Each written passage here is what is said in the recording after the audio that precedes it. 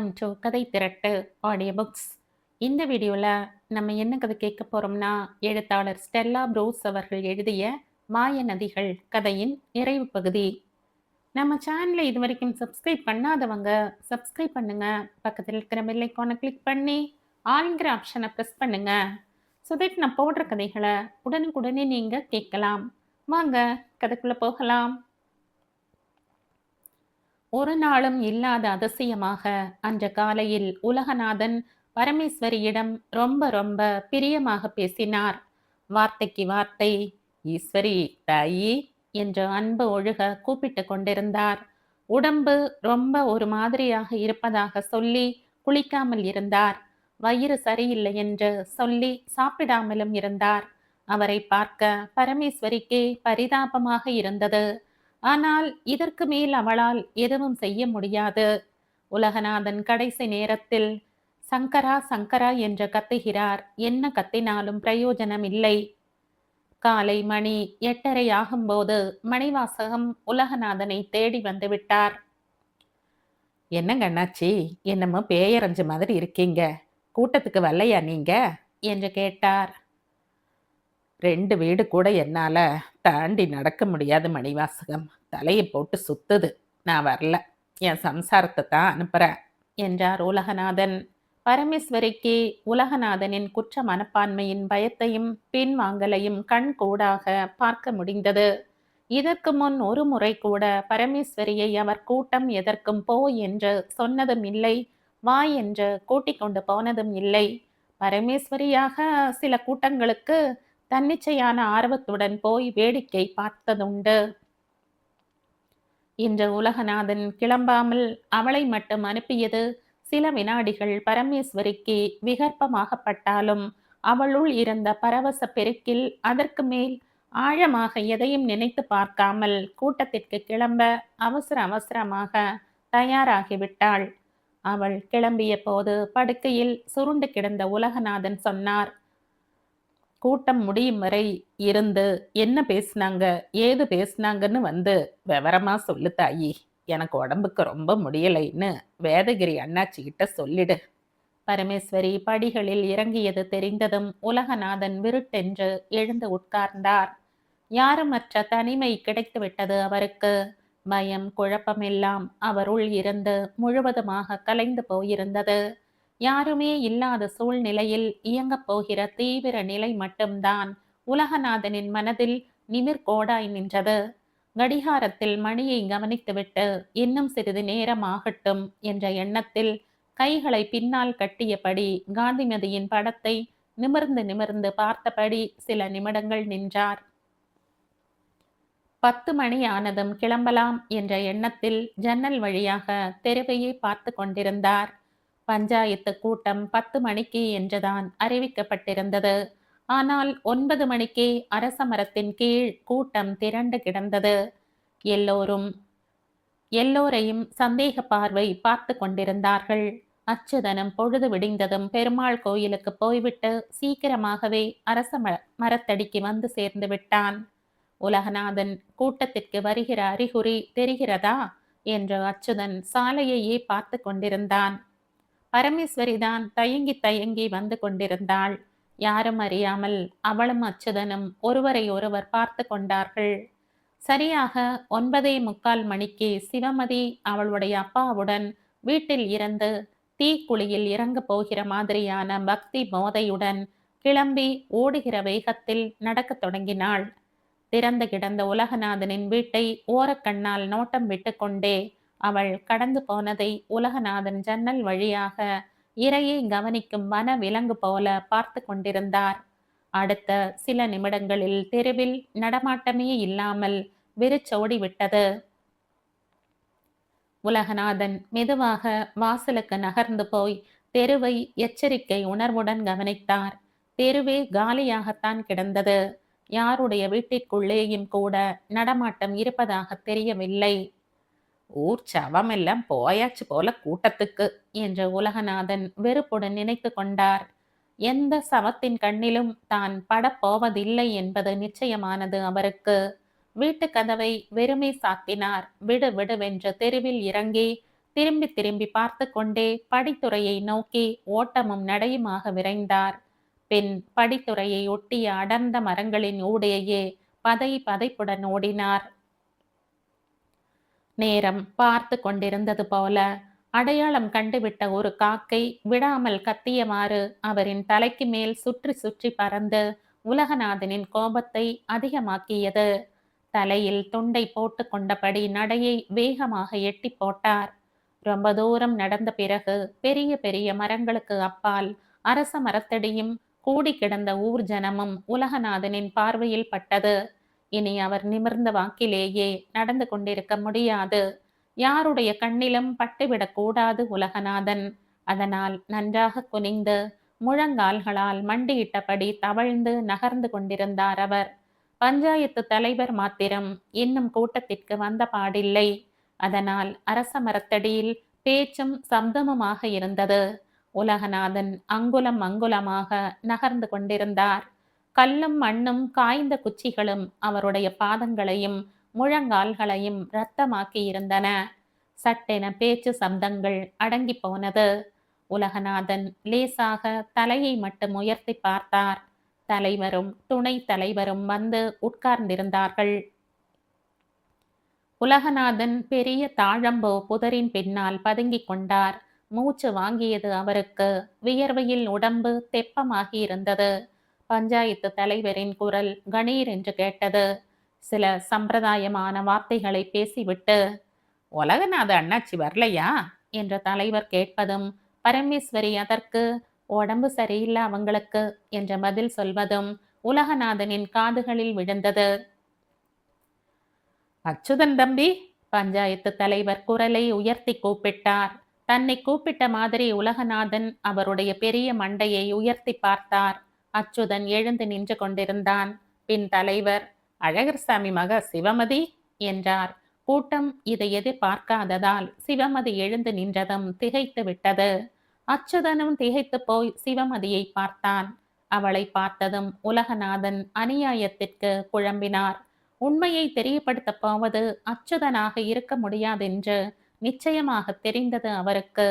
அப்படியானால் நிஜத்தை வெளியிடப் போவது கடைசியில் இந்த அறுதலி சிறுகியா என்ற எண்ணம் தோன்றிய மாத்திரத்தில் உலகநாதனின் கண்கள் இரத்த சிவப்பாகின. கோபத்தை தாங்க முடியாமல் அவருடைய பெரிய மண்டை யானையின் மண்டையைப் போல அப்படியும் இப்படியுமாய் ஆடியது. மற்றொரு வன்முறையை பாய்ச்ச உலகநாதனின் உடம்பில் இருந்து ஒருவித அனல் வீச்சு கனலாக கனன்று கொண்டிருந்தது. பஞ்சாயத்து விசாரணை நேரடியாகவே தொடங்கிவிட்டது. ஊர் சட்டத்திற்கு ஏற்ப வேம்புலி அம்மன் பெயரில் சூடம் அணைத்து தான் சொல்ல போவதெல்லாம் உண்மை என்று சத்தியம் பண்ணிவிட்டு சிவமதி கொடுத்த சுருக்கமான வாக்குமூலம் இது. அன்னைக்கு நட்ட நடுராத்திரியில வீட்டுக்குள்ள ரொம்ப புழுங்கி புழுங்கி வேக்காடா இருந்துச்சு. கொஞ்ச நேரம் வெளித்திண்ணையில காத்தோட்டமா படுத்து கிடந்துட்டு வந்து படுக்கலாம்னு வாசக்கதவை திறந்தேன். கதவு திறந்தவ அப்படியே மலைச்சு போய் நின்னுட்டேன். உலகநாத அண்ணாச்சி மெட்ராஸ்காரங்க பைக்குக்கு பக்கத்துல நின்னுட்டு இருந்தாங்க. இந்த நேரத்துல எதுக்கு நிக்கிறாங்கன்னு எனக்கு ஒரு மாதிரியா சந்தேகம் வந்துச்சு. நல்லா ஒளிஞ்சு நின்னுகிட்டு பார்த்தேன். உலகநாத அண்ணாச்சி திடுதிப்புன்னு பைக்குல தீய வச்சுட்டு வீட்டுக்குள்ள ஓடியே போயிட்டாங்க. நான் நடுங்கி போயிட்டேன் நடுங்கி. நானும் சத்தமில்லாம வீட்டுக்குள்ள போய் கண்ணை மூடி படுத்துக்கிட்டேன். இத நீ உங்க வீட்ல யார்கிட்டயும் சொல்லலையா? தலைவர் கேட்டார். சொல்லல. இவ்வளவு பெரிய விஷயத்த எதனால நீ வீட்ல சொல்லல? எங்க வீட்ல யார்கிட்ட சொன்னாலும் அடுத்த நிமிஷமே அது ஊரு பூரா பரவிடும். அந்த பயத்துல தான் சொல்லல. பரவினா என்ன? நெசத்தை தானே சொல்ற? நெசத்தை தான் சொல்றேன். இருந்தாலும் நான் பார்த்ததுக்கு வேற சாட்சியம் கிடையாதே. அதனால நிரூபிக்க முடியாம போய் எனக்கு வில்லங்க எதுவும் வந்துட்டா? பிறகு எந்த தைரியத்துல இத்தனை நாள் கழிச்சு திடீர்னு சொல்றதுன்னு முடிவு செஞ்ச? சாட்சி இல்லாட்டியும் போகுது, மனசாட்சி இருக்கே எனக்கு. அதான் தைரியமா சொல்லலாம்னு முடிவு செஞ்சேன். போய் பேசலனா அண்ணாச்சி தான் தீ வச்சாங்க. நாளைக்கு போலீஸ்ல கேட்டா பயப்படாம சொல்லுவியா? தாராளமா சொல்றேன். கூட்டம் மூச்சு விட மறந்து போய் சிவமதி சொல்வதை கேட்டு கொண்டிருந்தது. இந்த உண்மையை யாருமே எதிர்பாராததால் திகைப்பில் உறைந்து போயிருந்தார்கள். பரமேஸ்வரி கண்களை மூடியவாறு ஒருவித விம்மலுடன் இருந்தாள். நேராக ஓடிப்போய் பெருமாள் சந்நிதியில் விழ வேண்டும் போல இருந்தது. அச்சுதன் திருப்தியை முகத்தில் காட்டிக்கொண்டு விடாமல் கவனமாக நின்று கொண்டிருந்தான். அவனுடைய பங்கோ பரமேஸ்வரியின் பங்கோ இல்லாமலேயே வேறொரு திசையில் இருந்த உண்மை மிக எளிதாக தெரியப்படுத்தப்பட்டு விட்டது. ஏற்கனவே அளவு கடந்த மன வேகத்தில் இருந்த உலகநாதன் இந்த திசை மாற்றத்தில் இன்னும் பலத்த புயல் வேகத்திற்கு ஆளாகி பயங்கரமாக கொந்தளிப்பதற்கு சாத்தியமுண்டு. அப்படியே அவர் கொந்தளித்தாலும் கூட அவரின் கொந்தளிப்பு சிவமதியை நோக்கித்தான் திரும்பும். அச்சுதனுக்கோ பரமேஸ்வரிக்கோ இதில் அபாயம் இல்லை. இருந்தாலும் கூட இப்போது இருக்கிற சூழ்நிலையில் உலகநாதன் சிவமதியின் மேலும் நேரிடையான தாக்குதல் எதையும் காட்டிவிட முடியாது. சிக்கல்கள் களைந்துவிட்ட புத்துணர்வுடன் அச்சுதன் பரமேஸ்வரியை பார்த்தான். கூட்டத்தினரின் மொத்த பார்வையும் பரமேஸ்வரியின் மேலேயே பதிந்திருந்ததால் அச்சுதன் அவளை பார்த்த பார்வையின் தனித்தன்மையை யாரும் காணவில்லை. ஆனால் சிவமதிக்கு மட்டும் அச்சுதனின் பார்வையின் பொருள் தெரிந்து ஒரு நிமிஷம் அவளை பொறும வைத்தது. வழியில்லாமல் சிவமதி மனசை கட்டுப்படுத்தி கொண்டாள். தொடர்ந்து பஞ்சாயத்துக்காரர்களும் வேறு சில பெரியவர்களும் சிவமதியை மாற்றி மாற்றி குறுக்க விசாரணை செய்து கொண்டிருந்த போது உலகநாதன் தாழம்பூ புதரில் இருந்து கிளம்பிவிட தயாராகிவிட்டார். இனி தான் தப்ப முடியாதென்ற உண்மை அவருடைய நீர்த்து போயிருந்த மனநிலைக்கும் தெரிந்தது. கடைசியில் அவருக்கு யமன் இந்த அறுதலினாய். ஒரு காலத்தில் எந்த நிமிஷமும் அவருக்கு முந்தானை விரிக்க தயாராக இருந்த சிரிக்கி மகள்தான் இப்போது முந்தானையை இழுத்து செருகி இருக்கிறாள். இனியும் தாமதம் செய்யக்கூடாது, ஓட்டம் பிடிக்க வேண்டியதுதான். எப்படியும் இன்னும் அரை மணியில் அவரை கூப்பிட வீட்டுக்கு ஆட்கள் வந்து விடுவார்கள். யோசித்து பார்க்க தெரியாமல் உலகநாதன் தப்பு பண்ணிவிட்டார். சிங்கம் போல ஊர் கூட்டத்திற்கு அவரும் போயிருக்க வேண்டும். இத்தனை நாள் கழித்து ஏதோ ஒரு உள் நோக்கத்தோடு சிவமதி தன்மேல் அபாண்டமாக பழி சுமத்துகிறாள் என்று துண்டை போட்டு தாண்டியிருக்க வேண்டும் அவர். உலகநாதன் அநியாயமாக அந்த வாய்ப்பை இழந்துவிட்டார். மனம் இருக்கிற நிலையில் இனி எதுவும் செய்ய முடியாது அவரால். ஊரை விட்டே ஓட்டம் பிடிப்பதை தவிர. திருப்பி மரங்கள் அடர்ந்த அதே பகுதியின் வழியாகவே உலகநாதன் வேகமாக ஓடினார். திரும்பி திரும்பி பார்த்தபடியே ஓடினார். உடம்பை விட அவரின் மனம் பயங்கர வேகத்தில் பாய்ந்தோடியது. சில நிமிடங்களில் உலகநாதன் அவருடைய தெருவை அடைந்து விட்டார். தெரு இன்னமும் உயிர் அற்று போய் கிடந்தது. இந்த தெருவையும் வீட்டையும் ஊர்க்காரர்களின் கண் பார்வையை விட்டு ஓடிப்போய் விடுவதுதான் முடிவானது. குற்றவாளியாக யார் முன்னால் நிற்பதும் முடியவே முடியாத காரியம். பூர்வீக வீட்டையும் உருண்டு விளையாடி உருவான தெருவையும் உலகநாதன் பார்த்தார். ஒரு விதமான அச்சுறுத்தல் போல அச்சுதனின் புதிய மோட்டார் சைக்கிள் நின்று கொண்டிருந்தது. எரிந்து போன பழைய பைக்கும் பக்கத்தில் நின்றது. இதற்கு நெருப்பு வைக்க போய்தானே உலகநாதன் குற்றவாளியாக நேர்ந்தது. ஊருக்கும் தண்டனைக்கும் அவமானத்துக்கும் பயந்து தானே கண் மறைவாக ஓடி தொலைய வேண்டிய கட்டாயத்திற்கு ஆளாக நேர்ந்தது. உலகநாதன் அச்சுதனின் புதிய மோட்டார் சைக்கிளின் மேல் காரை துப்பினார். எட்டி அதை ஒரு உதை உதைத்தார். இந்த உதையெல்லாம் போதவில்லை அவருக்கு. தொலைந்து போய்விடும் முன் இன்னொரு குற்றத்தையும் செய்துவிட அவரின் மனம் பரபரத்தது. சிவந்த மேட்டு விழிகளால் புதிய மோட்டார் சைக்கிளை பார்த்தார். அவருடைய உணர்வுகள் கொக்கரித்தன. சூழ்நிலை அவரின் அடுத்த குற்றத்திற்கு துணையாக இருந்தது. விரைந்து போய் வீட்டு கதவை காலால் உதைத்து திறந்தார். உதைக்கப்பட்ட வேகத்தில் கதவு சுவரில் போய் ஓசையுடன் மோதி ஆடியது. உக்ரத்துடன் ஊஞ்சலையும் ஒரு கையால் பற்றி குலுக்கி தள்ளினார். நுழைந்த வேகத்தில் புதிய மோட்டார் சைக்கிளை நோக்கி உலகநாதன் கையில் ஒரு தீப்பெட்டியுடன் நெருங்கினார். அப்போது வெகு தூரத்தில் 7-8 பேர் அவருடைய வீட்டை நோக்கித்தான் கிளம்பி வருவது போல தெரிந்தது. உலகநாதன் பெட்ரோல் டேங்கின் மூடியை கழற்றி வீசி எறிந்தார். சில நொடிகள் வெறியுடன் பைக்கை வெறித்து பார்த்துவிட்டு உலகநாதன் அதற்கும் தீ வைத்தார். அடுத்த கணம் குபீர் என்று செந்தீ உயர்ந்து எரிந்தது. வன்ம களிப்பு பிரகாசித்த கண்களுடன் நிமிர்ந்து பார்த்தார்.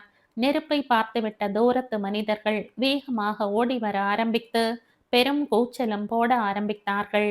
வேட்டியை தூக்கி மடித்து கட்டிய உலகநாதன் அவரின் வீட்டிற்குள் பாய்ந்தோடி கதவை படார் என்று சாத்தி தாளிட்டு கொண்டார். உலகநாதன் இரண்டொரு கணங்கள் பூட்டிய கதவின் மேல் சாய்ந்தபடியே நின்றார். மலங்க மலங்க விழித்தார். பின் வேகமாக சென்று கொல்லைப்புற கதவை திறந்து பின்புறமாக ஓடலானார். பின்னால் திரும்பி பார்த்து கொண்டே ஓடினார். மனித நடமாட்டம் இல்லாத கற்களும் முட்களும் சிதறி கிடந்த வனாந்திர பகுதியில் அவரால் ஓடவும் முடியவில்லை.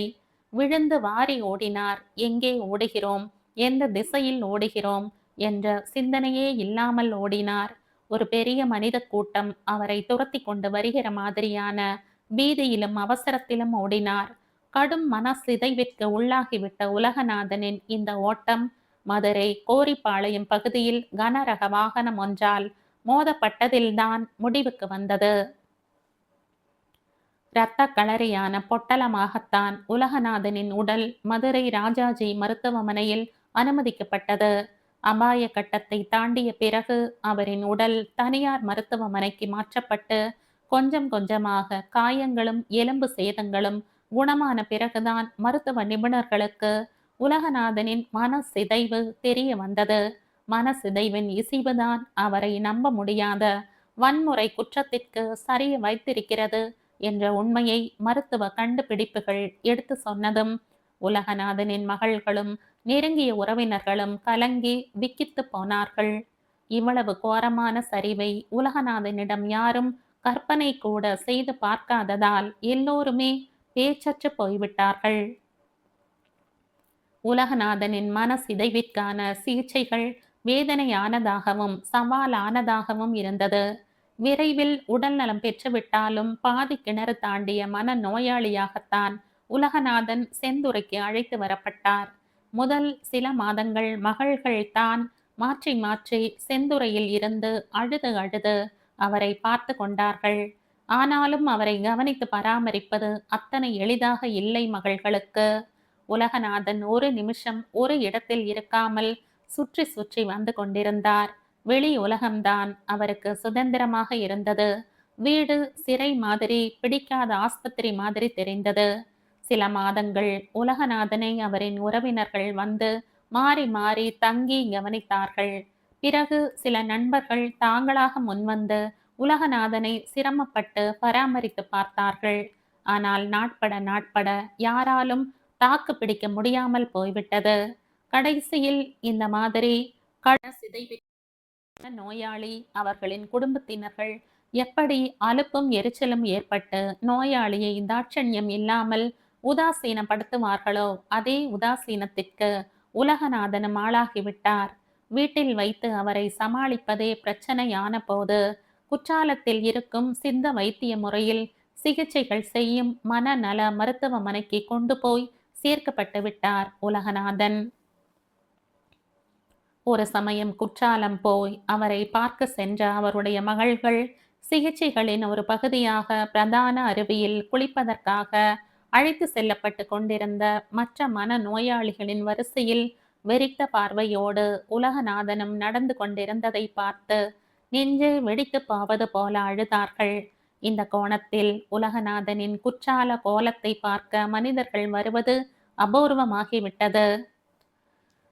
ஆனால் மகள்கள் என்ற உலகநாதனின் குடும்பத்தினருக்கு வேறொரு மனிதாபிமான மரபை தயக்கம் காட்டாமல் முன் நின்று ஒரு காரியத்தை முழு மனதுடன் செய்து முடித்தார்கள். ஏழ்மை என்ற ஒரே காரணத்தினால் உலகநாதனுக்கு மனைவியாக கழுத்தை நீட்டி எல்லா அவமதிப்பையும் அடிமைத்தனத்தையும் அவரிடம் அனுபவித்த பரமேஸ்வரியின் கால் விலங்கு போல அவளில் கிடந்த தாலி கொடியை தொடர்ந்து சுமந்து கொண்டிருக்க விரும்பாத பட்சத்தில் அதை கழற்றி கொள்கிற சுதந்திரத்தை உலகநாதனின் பெண்களே பரமேஸ்வரிக்கு அளித்த போது ஒரே ஒரு தடவை அவளின் கண்கள் மூடி திறந்தன. அதற்கு மேல் அவளிடம் இருந்து சொல் வடிவத்தில் எந்த அபிப்பிராயமும் வெளிப்படவில்லை. பரமேஸ்வரிக்கு உலகநாதன் என்ற பாதாள சிறையில் இருந்து சுதந்திர வானத்தில் அச்சுதனுடன் சேர்ந்து பறக்க உணர்வுகள் உள்ளூர பொங்கிக் கொண்டுதான் இருந்தன. துடைக்க முடியாத அவமானத்திலும் தப்பிக்க முடியாத தண்டனையிலும் உலகநாதன் மாட்டிக்கொள்கிற வினாடியே செந்துறையை விட்டு அச்சுதனுடன் பறந்துவிட இறக்கைகளை பரமேஸ்வரி சிலிர்த்து தயாராக இருந்தது உண்மைதான். ஆனால் கடும் மனசிதைவுக்கு ஆளாகி, கோர விபத்துக்கும் உள்ளாகி, கடைசியில் தீராத மன நோயாளியாய், குற்றாலத்தில் வேறொரு வித கைதி போல இருக்கும் நிலைமைக்கு உலகநாதன் சீரழிந்து விட்டபோது, பரமேஸ்வரியின் மென்மையான மனித நேயம் அலறிவிட்டது. இந்த கதி ஏற்பட்டதற்கு காரணம் உலகநாதன் தான். அவருள் இப்படி ஒரு மாய கானல் நாடகத்தை எழுதி அதிலேயே ஒரு கதாபாத்திரமாகவும் மாறி கிடந்தது அவர்தான். உலகநாதனின் இந்த மாய நாடகத்தில் பரமேஸ்வரி நிஜத்தில் எந்த கதாபாத்திரத்தையும் ஏற்றுக்கொண்டதில்லை என்றாலும் கூட, உலகநாதன் அவளை கதாபாத்திரமாகத்தானே பார்த்தார். போர்த்தப்பட்ட அந்த மாயத் தோற்றமே பரமேஸ்வரிக்கு குற்ற உணர்ச்சியை தந்தது, கண்ணீர் விடவும் வைத்தது. சிறையில் இருந்து தப்ப வேண்டும் என்றுதான் தவித்தாளே தவிர, சிறைச்சாலையே இப்படி தவிடு பொடியாகி விட வேண்டும் என்று அவள் நினைத்ததே கிடையாது. இப்போதும் மற்றொரு கணிதப்படி பரமேஸ்வரிக்கு சுதந்திரம் கிடைத்துத்தான் விட்டது. ஆனால் அவளுடைய இறக்கைகள் பறப்பதற்காக விரியவில்லை. இனம் விளங்காத பயம் மனசை போட்டு அழுத்தி கொண்டிருந்தது. அச்சுதனுடன் ஓடிவிட மனதில் ஏற்படுத்தி கொண்டிருந்த தயார் நிலை பரமேஸ்வரிக்குள் வடிந்து வற்றி போய்விட்டது. எந்த தீர்மானத்திற்கும் அவளால் வர முடியவில்லை. உறைந்து போன ஜடமாக படித்துறையிலேயே அமர்ந்திருந்தாள். பரமேஸ்வரியின் இந்த இறுக்கமான பேச்சே அற்ற பேதலிப்பை உலகநாதனின் மகள்களால் தாங்கவே முடியவில்லை. சொற்களால் எவ்வளவு அசைத்தும் அசைந்து கொடுக்காத பாறையாக இருந்த பரமேஸ்வரியின் மௌனத்தை சம்மதமாக நினைத்து உலகநாதனின் மகள்கள் வேகமாக காரியங்களில் இறங்கினார்கள். செந்துறை ஊர் சமூகத்தில் நடைமுறை ஒன்று உண்டு. அந்த ஊர் கல்யாணமான ஒரு ஆண் குணப்படுத்த முடியாத மனசிதைவுக்கு ஆளாகிவிட்டால், அவனுடைய மனைவி விரும்பினால் அவனின் மனைவி என்ற ஸ்தானத்தில் இருந்து அவளை விடுவித்துக் கொள்ளலாம். அதே போல கல்யாணமான ஒருத்திக்கு அதே போல் மனசிதைவு ஏற்பட்டாலும் அவளுடைய கணவன் அவளை மனைவி என்ற ஸ்தானத்தில் இருந்து அப்புறப்படுத்தி விடலாம். செந்துறையில் இது காலம் காலமாக பின்பற்றப்பட்டு வருகிற ஒரு நடைமுறை. உலகநாதனின் பெண்கள் இந்த நடைமுறையைத்தான் பரமேஸ்வரிக்கும் வார்த்தைகளில் அவள் சம்மதத்தை தெரிவிக்காத நிலைமையிலும் செயல்படுத்தி கொடுத்தார்கள். அப்போதும் பரமேஸ்வரி பேசாமல் கண்களை மூடித் திறந்தாள். அவள் சந்தோஷமும் படவில்லை, வேதனையுடன் தலை குனியவும் இல்லை. எல்லோருக்கும் மௌனமாக வணக்கம் தெரிவித்துவிட்டு பரமேஸ்வரி அம்பா சமுத்திரத்தில் இருக்கும் அம்மா வீடு போய் சேர்ந்தாள். எதிர்காலத்திற்கு தேவையான பொருளாதார பாதுகாப்பு எல்லாவற்றையும் அவளுக்கு செய்து கொடுத்து விட்டுத்தான் உலகநாதனின் பெண்களும் ஊர் திரும்பினார்கள். செந்துறையில் நடந்துவிட்ட இந்த கலைமரங்களின் மத்தியில் ஆராய்ச்சியையும் தொடர முடியாமல், பரமேஸ்வரியையும் அழைத்து சென்றுவிடும் இயல்பான நிலைமையும் கிடைக்காமல் அச்சுதன் சென்னைக்கு செல்ல வேண்டியதாகிவிட்டது. பரமேஸ்வரி இல்லாமல் அவனால் போகவும் முடியவில்லை. செந்துறையில் தங்கவும் வழியில்லை. அதற்கு மேல் 2வது மோட்டார் சைக்கிளையும் ஓடுகிற போக்கில் உலகநாதன் தீ வைத்துவிட்டு ஓடியதன் பின்னால் ஏதோ மர்மம் இருப்பதாகவும், அந்த மர்மத்தோடு அச்சுதனுக்கு என்னவோ சம்பந்தம் இருந்தாலும் இருக்கலாம் என்றும் செந்துறையின் பெரியவர்கள் சிலரின் மத்தியில் அபிப்பிராயம் ஏற்பட்டு விட்டிருந்ததால், அச்சுதனும் அதை உணர்ந்து விட்டதால், அவர்களுடன் அவனுக்கு இருந்த இயல்பான உறவில் ஒருவித செயற்கை தன்மை வந்துவிட்டது. அதே நேரம் மர்மம் குறித்து வெளிப்படையான விசாரணை எதையும் நடத்துவதற்கு விதிமுறை எதுவும் இல்லாததால் ஊர் பெரியவர்கள் வெளிப்படையாக எதையும் பேச முடியாதவர்களாக இருந்தார்கள். சிவமதி நினைத்திருந்தால் அச்சுதனுக்கும் பரமேஸ்வரிக்கும் தொடர்பு இருப்பதாக ஊர் கூட்டத்தில் சொல்லி இருக்க முடியும். ஆனால் அதை சொன்னால் வேறு சிக்கல்கள் ஏற்பட்டுவிட வழி இருந்தது. அதனால் வாயை மூடிக்கொண்டு இருந்து விட்டாள். ஆனால் என்றாவது ஒரு நாள் அச்சுதனும் பரமேஸ்வரியும் ஓசையே இல்லாமல் இணைந்து விடுவார்கள் என்ற நம்பிக்கை மட்டும் சிவமதிக்கு இருந்தது. அச்சுதனும் அந்த நம்பிக்கையோடுதான் சென்னையில் இருந்து பரமேஸ்வரிக்கு கடிதங்கள் எழுதி எழுதி காத்து கொண்டிருந்தான். ஆனால் அவனுடைய கடிதம் எதற்கும் பரமேஸ்வரியிடமிருந்து எந்த பதிலும் வரவில்லை. காலம் கனியட்டும் என்று அச்சுதனும் சென்னையில் காத்திருந்தான். உணரவும் புரியவும் முடியாத நிலையில் உலகநாதன் இருந்தாலும் கூட காலம் முதலில் அவருக்கு கனிந்தது. பல நாட்கள் கழித்து ஒரு நாள் சிவமதி அவளுடைய அப்பா அழகர்சாமியுடன் ஒருவித கழிவிரக்கத்தோடு குற்றாலத்தில் மனநல சித்த வைத்திய மையத்தில் 10ஓடு 11வது மன நோயாளியாக இருக்கும் உலகநாதனை பார்த்து வரப்போனாள். அவள் போன நேரம் மனநோயாளிகள் பிரதான அருவியில் குளிக்கிற நேரம். முன்னும் பின்னும் கண்காணிப்பாளர்கள் விசில் ஊதிக்கொண்டு வர வரிசையாக சென்று கொண்டிருந்த நோயாளிகளுடன் உலகநாதனும் சூனியம் நிலை குத்திய பார்வையோடு நடந்து போன தோற்றம் சிவமதியின் மனதை சம்மட்டியாய் தாக்கிவிட்டது. ஒரு காலத்தில் கம்பீர ஆண் அழகனாக தோற்றமளித்த மனிதர் பஞ்ச பராரியாக அழிந்து போயிருந்தார். சிவமதி குற்றாலநாதர் கோயிலின் பிரகாரத்தில் உட்கார்ந்து கண்ணீர் விட்டாள். தான் பெரிய தப்பு பண்ணிவிட்டதாக சிவமதியால் நினைக்க முடியவில்லை. இந்த கொடிய நிலையில் உலகநாதனுக்கு ஏதாவது உதவி செய்ய முடியுமா என்றுதான் தவித்தாள். ஏதாவது செய்தால் தேவலை என்று நினைத்தாள். ஆனால் என்ன செய்வதென்று தெரியவில்லை. சரியாக சாப்பிடாமலும் சரியாக உறங்காமலும் 7-8 நாள் சிவமதி மனதை போட்டு குழப்பி பார்த்தாள். பால் கொதித்து விறு விறுவென்று பொங்குவது போல ஒரு எண்ணம் சிவமதியின் மனதில் பொங்கி வழிந்தது. அடுத்த 15வது நாள் உலகநாதனின் மகள்கள் உட்பட பெரியவர்களும் ஊர்க்காரர்களும் செந்துறையின் அரச மரத்தடியில் கூடிய போதுதான் சிவமதி அவளின் தீர்மானத்தை வெளியிட்டாள். உலகநாதன் குற்றால மனநல வைத்திய மையத்தில் அனாதை போல இருக்க வேண்டியதில்லை. செந்துறை வீட்டுக்கே அவரை அழைத்து வந்து விடலாம். உலகநாதன் அவருடைய ஊரில், அவருடைய வீட்டில், அவருடைய மனிதர்களின் மத்தியிலேயே வாழ்ந்து வரட்டும். வேளா வேளைக்கு அவருக்கு சமையல் செய்து சாப்பாடு போட்டு மறக்காமல் அவருக்கான மாத்திரை மருந்துகளை பார்த்து பார்த்து கொடுத்து ஒரு குழந்தையை கவனித்துக் கொள்வது போல தான் பார்த்து கொள்வதாகவும் அதற்காக தனக்கு எந்த பொருளோ சன்மானமோ வேண்டாம் என்றும் வாழ்நாள் பூராவும் மனசிதைவில் இருந்து உலகநாதன் நலம் பெறாமலே போனாலும் கூட கடைசி வரை அவரை தான் பாதுகாத்து வருவதில் இருந்து பின்வாங்க மாட்டேன் என்றும் சிவமதி கூட்டத்தில் தெரிவித்தாள். இதற்காக மனைவி என்ற ஸ்தானமோ சொத்து சுகங்களில் உரிமையோ தனக்கு வேண்டவே வேண்டாம் என்றாள்.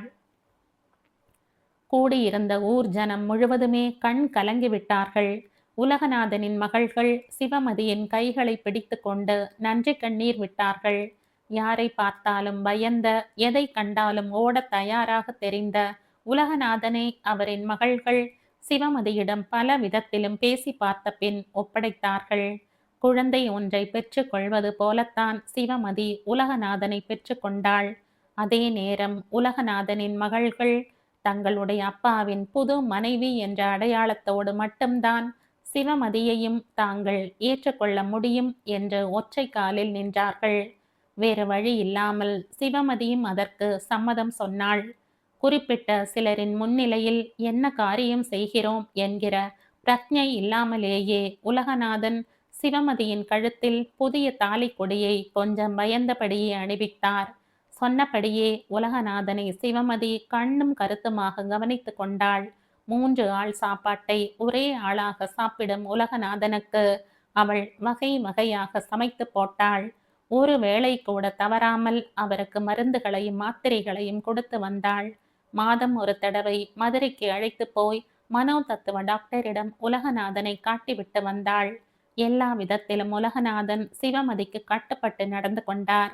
சிவமதி அவரை உட்கார சொன்னால் உட்கார்ந்தார், நிற்க சொன்னால் நின்றார். எப்போதாவது முரண்டு பிடித்து நாக்கை துருத்தி கொண்டு வன்முறையை காட்ட உலகநாதன் முயன்ற போது சிவமதி தீப்பெட்டியை எடுத்து ஒரு குச்சியை சரக்கென்று உரசி எரிய விட்டு காட்டுவாள்.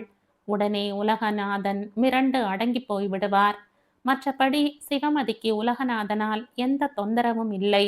ஒரு பள்ளிக்கூடத்து பையனை கண்டிப்புடன் நடத்துவது போலத்தான் உலகநாதனை நடத்தி வந்தாள். அதே நேரம் இரவுகளில் இச்சைக்கு உரிய ஆசை நாயகனாகவும் அவரை சிவமதி பயன்படுத்தி கொண்டாள். இத்தனைக்கும் அவளுக்குள் இருந்த உடல் உறவுக்கான துடிப்பின் வேகத்திற்கும் உலகநாதனின் அதற்கான உடல் திறனுக்கும் எத்தனை ஏணி வைத்தாலும் எட்டாதுதான். இருந்தாலும் ஒன்றும் இல்லாததற்கு இந்த ஊமை பிள்ளை போதும் என்ற திருப்தி சிவமதிக்கே. உலகநாதனின் மனம் சிதைந்த வாழ்க்கை இப்படி சிவமதியால் நூதனமாக பராமரிக்கப்படுகிற செய்தி கொஞ்ச நாள் கழித்துத்தான் அம்பா சமுத்திரத்தில் இருக்கும் பரமேஸ்வரிக்கு தெரிய வந்தது. அதற்கு பிறகுதான் மிகப்பெரிய பெருமூச்சு பரமேஸ்வரியிடமிருந்து வெளிப்பட்டது. நடுக்கடலில் நகராத படகாக கிடந்த வாழ்க்கையில் கரை தெரிந்தது. அவளின் மனக்கண்ணில் அச்சுதனின் நெடிய உயரம் தெரிந்தது. காதல் அலைகள் புத்துணர்வுடன் புரண்டு எழ, 2 கண்களிலும் ஆனந்த கண்ணீர் சரம் சரமாக வழிய, பரமேஸ்வரி ரொம்ப ரத்தின சுருக்கமாக அச்சுதனுக்கு எழுதிய கடிதம் இது.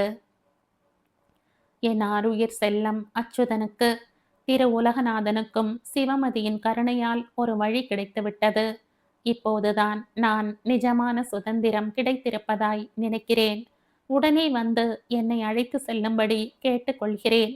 ஒவ்வொரு நிமிஷமும் உங்கள் வரவை எதிர்பார்த்து காத்திருக்கும் உங்களுடைய ஆண்டாள் பரமேஸ்வரி.